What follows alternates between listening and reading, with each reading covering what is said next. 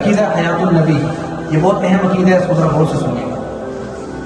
یاد رکھیں تمام مسلمانوں کا یہ عقیدہ ہے، اور قرآن و حدیث میں یہی عقیدہ مذکور ہے کہ انبیاء وفات کے بعد اپنی قبروں میں زندہ مردہ نہیں ہے. کوئی نبی ایسا نہیں ہے جو اپنی قبر میں مردہ ہو. رسول اللہ صلی اللہ علیہ وسلم سمیت جتنے نبی آج تک دنیا میں آئے ہیں اپنی وفات کے بعد وہ اپنی قبروں میں زندہ ہیں. یہ اہل سنت والجماعت اور ہر مسلمان کا یہ عقیدہ ہے. قرآن میں بھی یہ عقیدہ ہے، حدیث میں بھی یہ عقیدہ ہے. اچھا، میں نے یہ بات کیوں کی؟ اس لیے کہ بہت سے ساتھی اس بات کو نہیں مانتے. وہ کہتے ہیں یار جب نبی دنیا سے چلا گیا، اس کی جسم سے روح نکل گئی، تو پھر قبر میں جا کے زندہ کیسے ہو گئی؟ یہ عجیب بات ہے. اس کی بہت سی دلیلیں ہیں. ایک دلیل یہ ہے کہ نبی صلی اللہ علیہ وسلم نے صحابہ سے فرمایا کہ بھائی تم جمعے والے دن میرے اوپر درود شریف کی کثرت کیا کرو. جمعے والے دن کیوں؟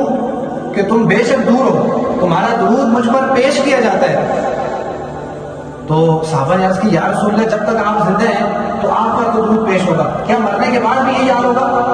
تو نبی صلی اللہ علیہ وسلم نے ارشاد فرمایا کہ اللہ نے مٹی کو انبیاء پہ حرام کر دیا ہے کہ وہ نبی کے جسم کو کھائے. کیوں؟ کہ بعد از وفات بھی نبی اپنی قبروں میں زندہ ہوتے ہیں. میں اگر دنیا سے چلا بھی جاؤں تب بھی تم درود شریف پڑھنا، فرشتے تمہارا درود شریف میرے پاس لے کر آئیں گے، میں تمہارے درود کو سنوں گا بھی اور اس کا جواب بھی دوں گا. اور اسی لیے اچھا، جو لوگ عمرے پہ جا چکے ہیں، جو لوگ عمرے پہ جا چکے ہیں انہوں نے دیکھا ہوگا کہ روزہ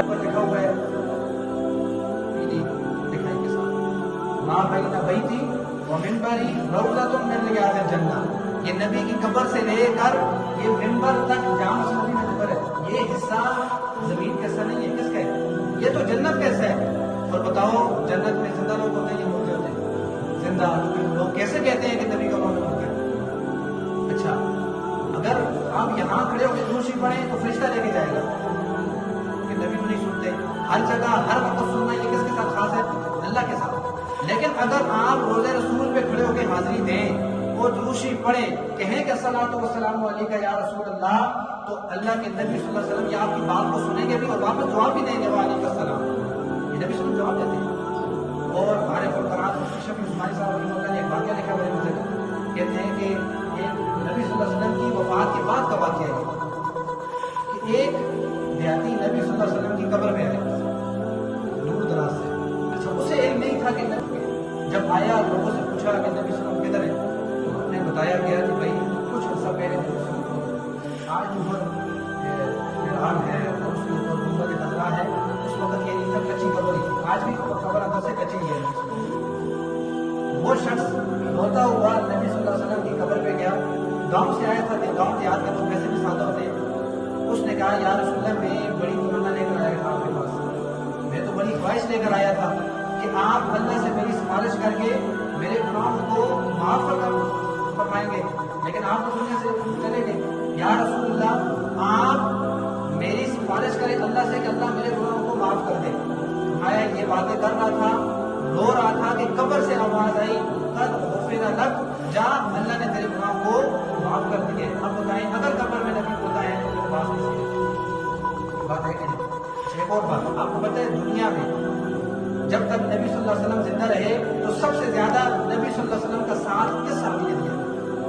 بتائیں. سارے سوتے تھے، جاگتے ہیں. حضرت ابو بکر صدیق رضی اللہ تعالیٰ یہ نبی صلی اللہ علیہ وسلم کے ساتھ دنیا میں رفیق رہے، غار میں بھی رہے، جنگ کی حالت میں بھی رہے، سفر میں بھی رہے، حضر میں بھی رہے. ہر جگہ نبی صلی اللہ علیہ وسلم کے ساتھ ابو بکر ہوتے تھے. اچھا، نبی صلی اللہ علیہ وسلم خود بھی ایک حدیث میں اندر آتا ہے جسے کہ نبی صلی اللہ علیہ وسلم فرماتے تھے کہ میں ابو بکر عمر آئے، میں ابو بکر عمر گئے، میں ابو بکر وہاں گئے. یعنی اتنا ساتھ تھا نبی صلی اللہ علیہ وسلم کا، جب بات کرتے تھے ساتھ ابو بکر کرتے تھے. اچھا، نبی صلی اللہ علیہ وسلم تو پہلے فوت ہو گئے. جب حضرت ابو بکر صدیق رضی اللہ تعالیٰ عنہ فوت ہوئے تو اپنے ساتھیوں سے کہا کہ پہلے نبی صلی اللہ علیہ وسلم سے جا کے اجازت لے لینا، اگر انہوں نے اجازت دی تو ان کے ساتھ قبر پہ مجھے بھی دفنا دینا، ورنہ کہیں مسلمانوں کے قبرستان میں جا کے دفنا دینا. جب ابو بکر صدیق رضی اللہ تعالیٰ عنہ فوت ہوئے تو ان کے جنازے کو اٹھا کے لے جایا گیا اور نبی صلی اللہ علیہ وسلم کی قبر کی طرف دیکھ کر یہ کہا گیا کہ یا رسول اللہ کیا آپ کی اجازت ہے کہ ہم ابو بکر صدیق کو آپ کے ساتھ بٹھا دیں؟ تو اندر قبر سے آواز آئی کہ ایک دوست کو دوسرے دوست کے ساتھ ملا دیا جائے. مطلب یہ تھا کہ میری اجازت ہے کہ ابوبکر صدیق رضی اللہ تعالیٰ عنہ کو میرے پاس قبر میں دفنا دیا جائے. تو یہ عقیدہ بتانے کا مقصد یہ تھا کہ بعد از وفات نبی اپنی قبروں میں زندہ ہوتے ہیں. اس سے بعد آپ